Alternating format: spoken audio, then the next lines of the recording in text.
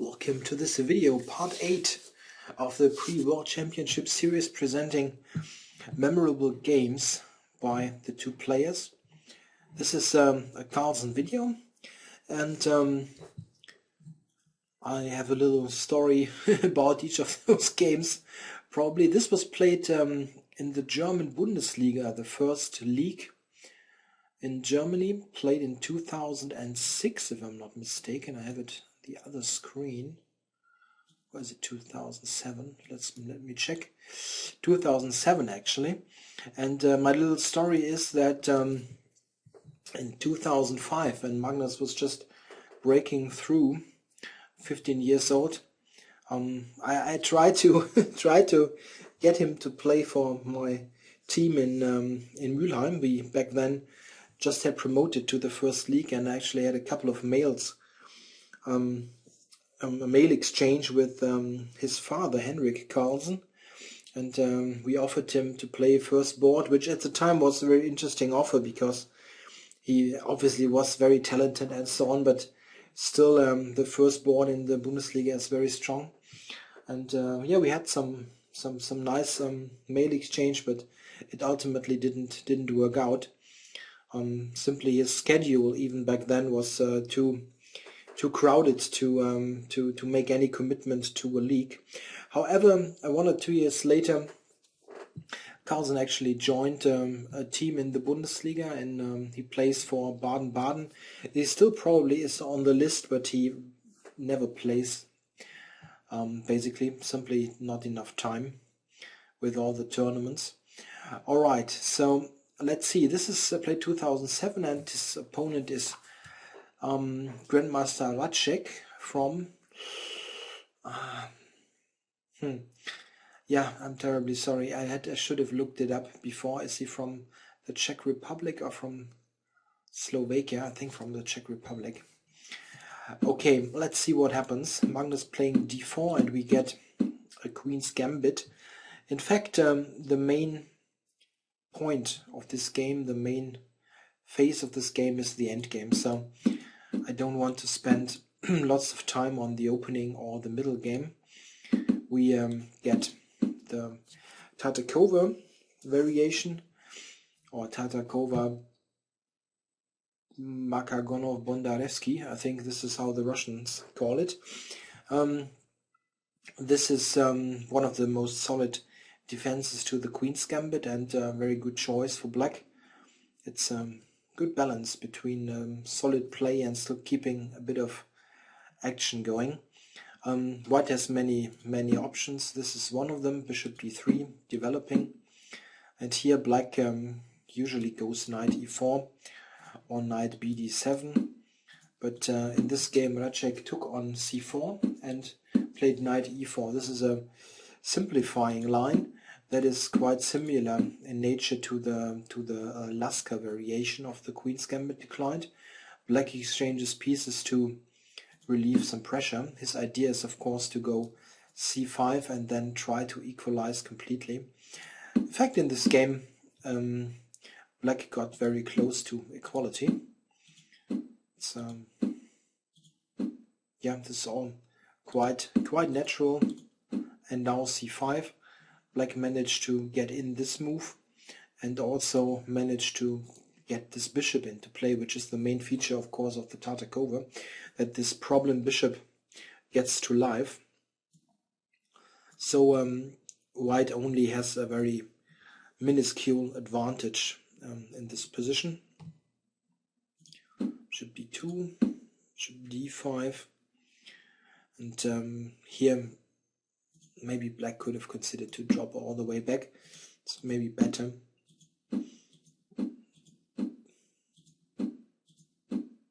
This now is a bit better for white, but as mentioned, it's not the main point of this game to go into the middle game quickly. This is a weak pawn, but black has pressure with the bishop. He's trying to get activity with the queen. And in fact, he gets the a-pawn, so white only retains a slight initiative based on this active knight, the knight also covering e4. So it is a slight pull, but it's nothing spectacular. Oh, black activating the rook, and we get this position here. In fact, black could have played f5, but this is very difficult for a human to spot. Taking a6 is the idea. It's quite strange. The idea is that this is working, threatening this. So f5 would have been interesting. I mean, it's not winning for black or anything. It's probably equal, because it activates the knight. If we look at what the best move is, white can do something like that. And this is a draw probably. Rook c2 is a funny idea. Check. But if you want to look at this, you can. But I want to focus on the endgame. Rook d4, knight c3, and we get further exchanges.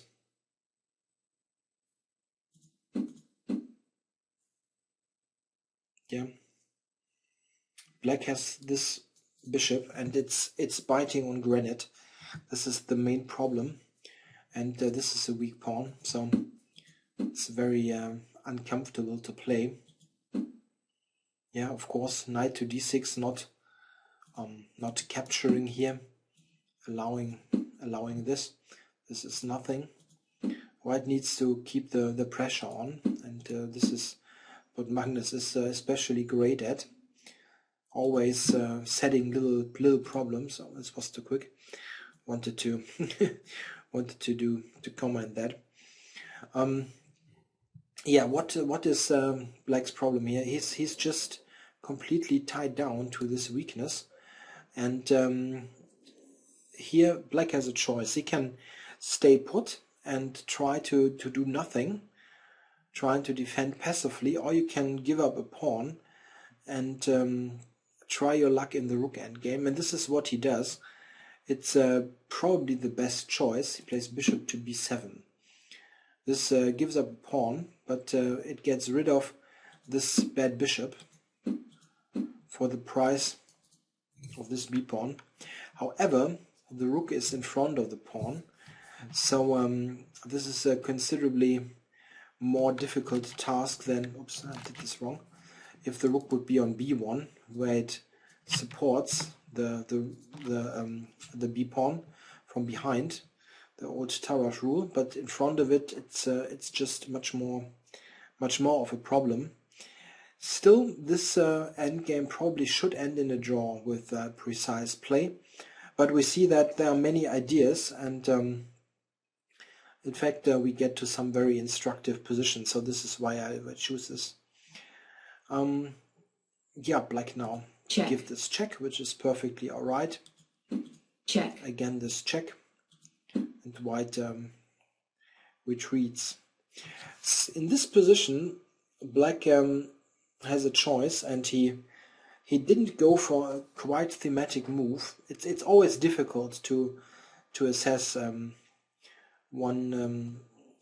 to assess what kind of traits you should go for in this endgame.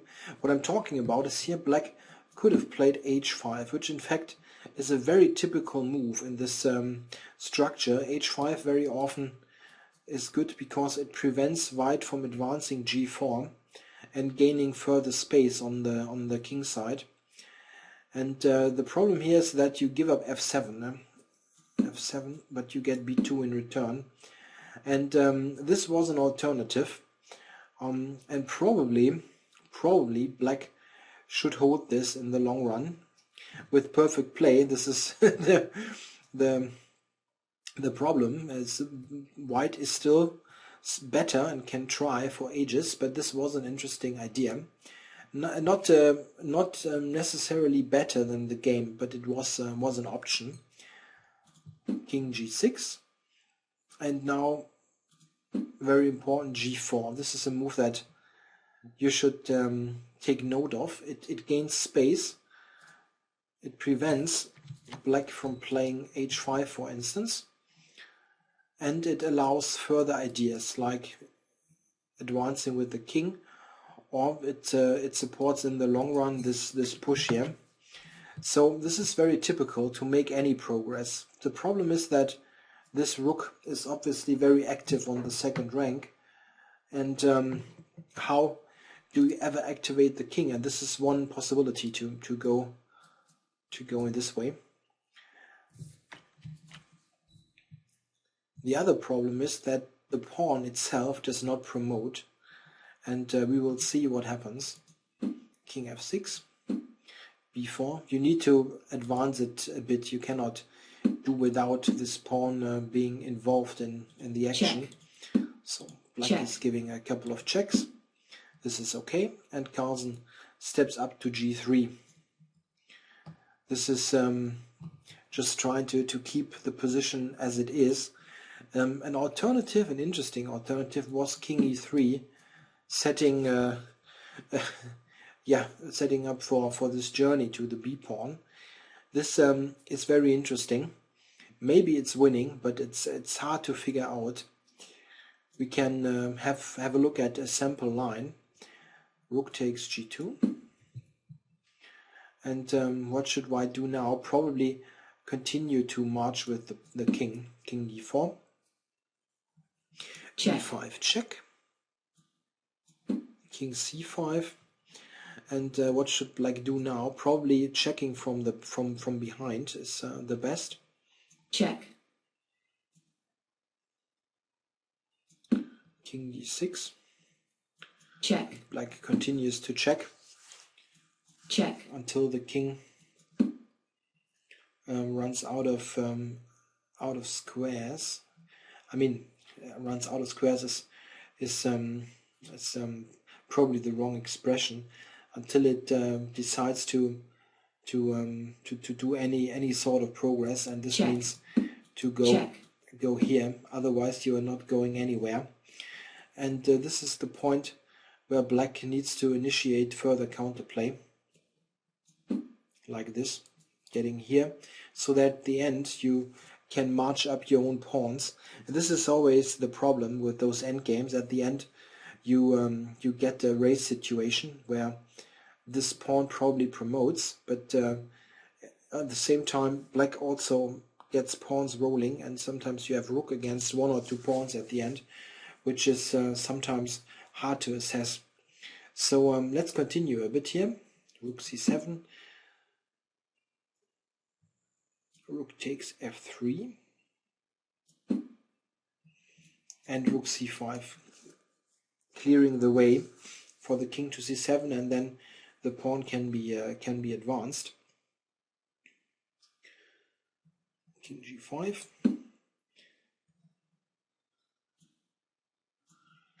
And now let's have a look at this. King c7, king g4, b6.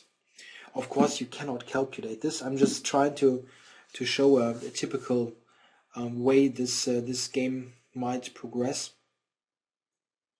b7. And now the h-pawn is starting to run. And probably this should end in a draw. But it's very tricky, and we are talking about a very long variation here. It's very difficult to assess, and sometimes if you miscalculate, those pawns can get really dangerous. So Carlsen decided to not do that yet and play king g3, just keeping the position as is, and maybe going for that at a later stage. Now e5 is played, so probably the right move. And b6 you cannot do without the b pawn. g6, probably right. This is flexible. It allows h5 at the appropriate moment. Rook b8, often useful because you sometimes need b7 for the king. If you go all the way round, this is the square where you often put your king, then the rook, and rook c8, rook c6, king c7, and then march the pawn. Okay, king g7, king h2. It's not much happening, but we get to the critical point soon enough.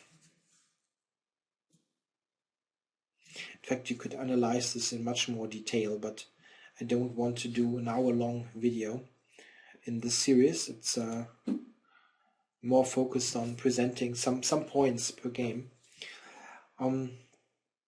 Okay, and this is the critical position where black now is making the decisive mistake.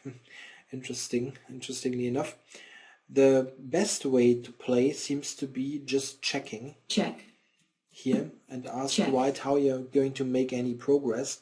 It seems that compared to the line before, king e3 here is less dangerous even, because black gets a very quick h5 in. So let's say like this, king d3.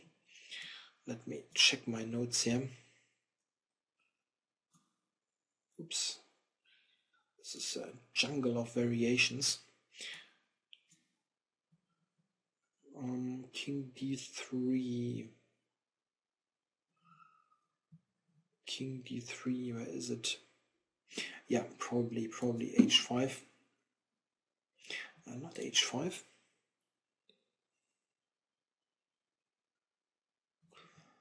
Let me check. Check. It's this is of course Check. better. I'm sorry. Check. White is quicker that way. We have to look at this line. This is much better. I just got to the wrong row here in this, as mentioned, jungle of lines. And yeah, king c4 using the king, and then h5 takes. And it's difficult still for the computer to evaluate this properly. It is a draw, but the computer needs quite some time to calculate deep enough to recognize the draw.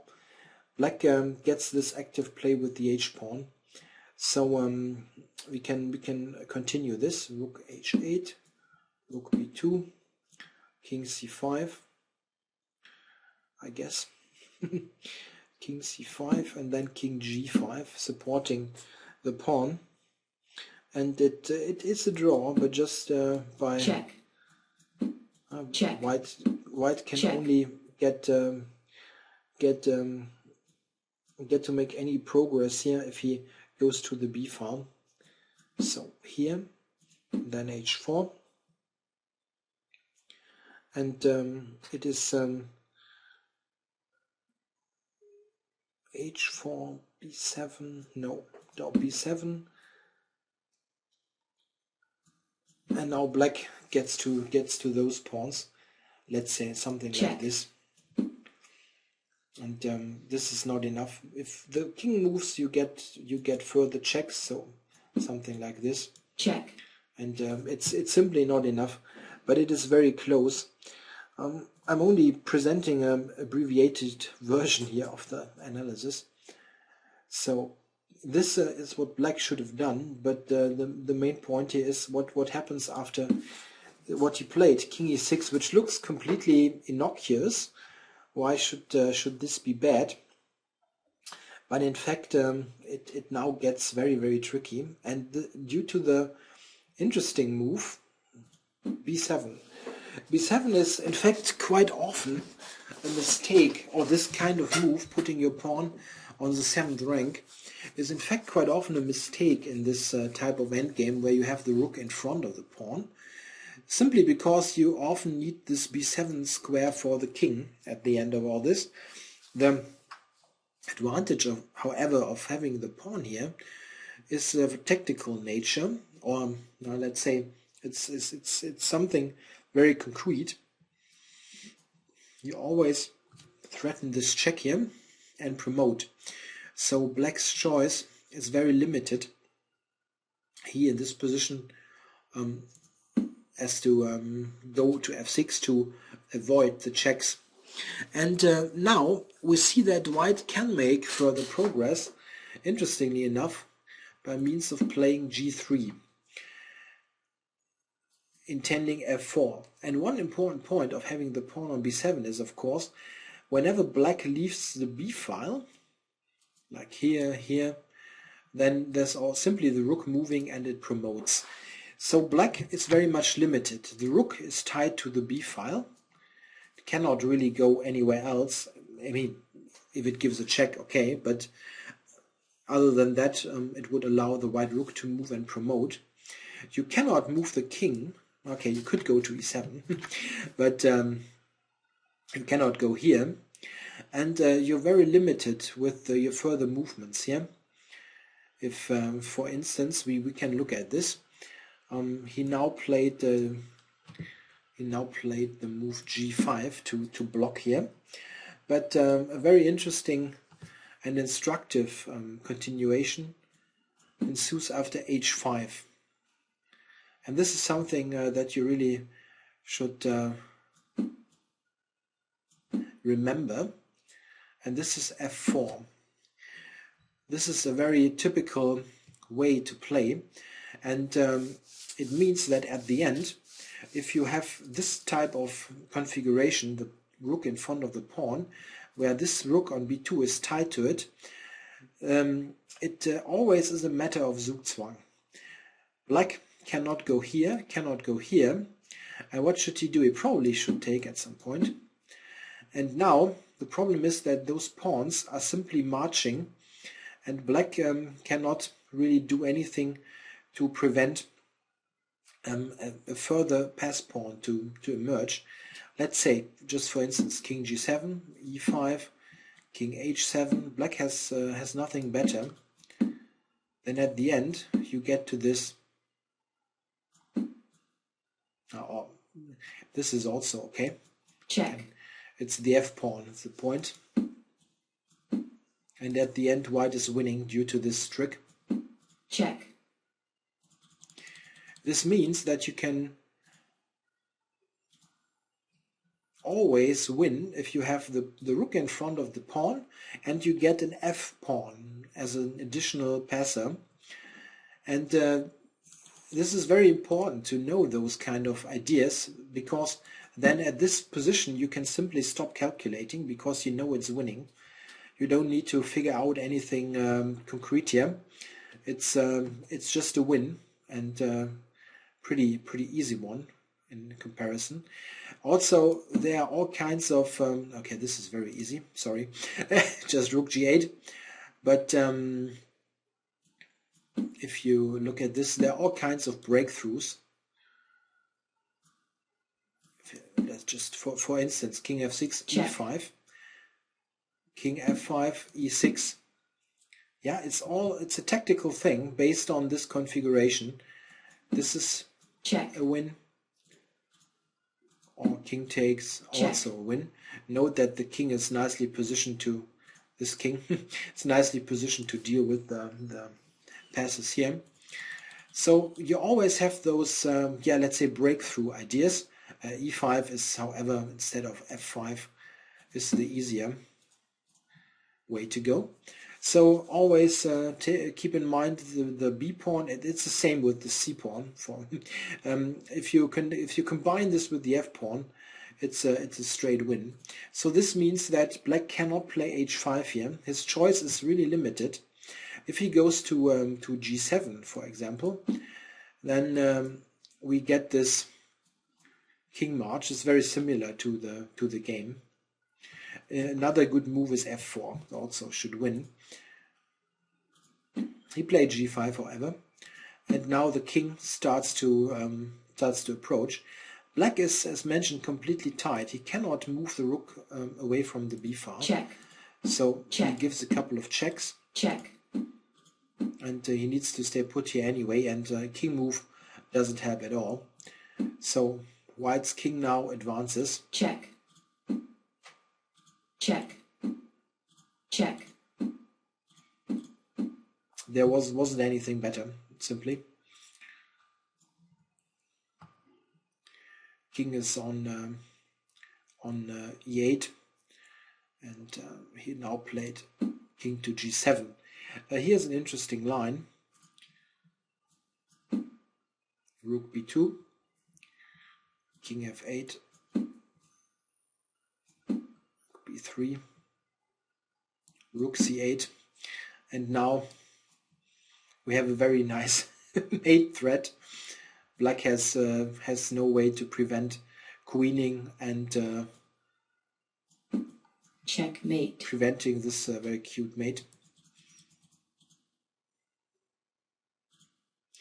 Okay, king e8. What did happen? He played king g7 to prevent king f8. Now king e7, rook b2, king d6. Now attacking this pawn.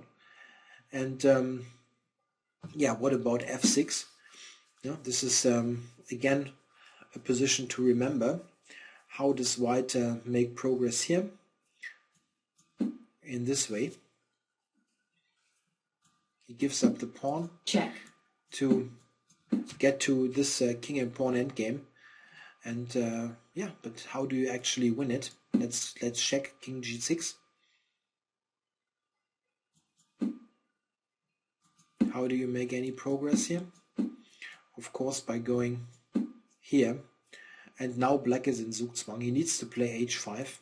No other move. This just gives away every pawn. So h5. Check. Takes and king to g7.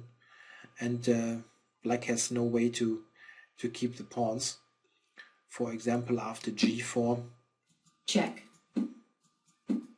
You're just too quick. So black needs to go to f6 again to cover the pawn. What about rook b5? I don't have it in my notes. You win. Okay, of course you win a tempo. Rook moves and then you just clear the way. Okay, this is not working. So he needs to go king f6, and now we have a very neat finish. And this is rather typical with f4. White starts with this breakthrough. What should black do? Yeah, he doesn't really have much choice here. He needs to take it. Takes. Is this what he played? He could have also taken it. He took with the pawn. It leads to the same thing. And now he took on f4. Not much choice as mentioned. And now we get the point of all this. White is playing rook g8. And now if what happens if black takes? Checkmate. Cute mate. Very often mate is a very key point in endgames. Like it's very economical. I really like it. This rook is taking away those squares. f5 is taken by the pawn, and then e5 is just a straight mate. So black has Check. no alternative. He needs to allow queening. And now, what about the f-pawn? Is there some counterplay? Yeah, almost. Look at this move. It threatens king d6 and e5 mate. So black cannot checkmate promote. After king d6 it's already unstoppable. So black must play. There's just this move because king d6 was such a huge threat. And now it's check. easy. Rook e8 check. King f4 and king d5. If now black tries to promote, you just have rook f8 and check. I win the queen. And did he resign? No, still played f6, and now he resigned. I have no way to promote the f-pawn. So this was a very interesting and destructive endgame. I only scratched the surface with analysis here because I didn't really intend to make an hour-long video. What should you try to remember from this game? One very important thing is, which really should net many points in rook endgames, is this idea that an f-pawn together with such configurations like on the b file, rook in front of the pawn, is winning by itself. You don't even need the king to support action here. This is important. And also note this nice combination of check, mating. check, check. Oops, check. Lots check. of checks here. This mating idea is very nice. Also keep in mind this idea that the rook, this rook trade going to a king and pawn endgame is very often winning if you enjoy such a huge space advantage. It needs to be calculated, of course, but very often this is a winning idea where you trade down into this this winning king and pawn endgame. Yeah, it was not a particularly exciting game or something spectacular, but it showed some very nice points in the rook game. I hope you enjoyed it. It's a rather typical game of Carlsen's. He's very precise in endgames. All right, thanks for watching.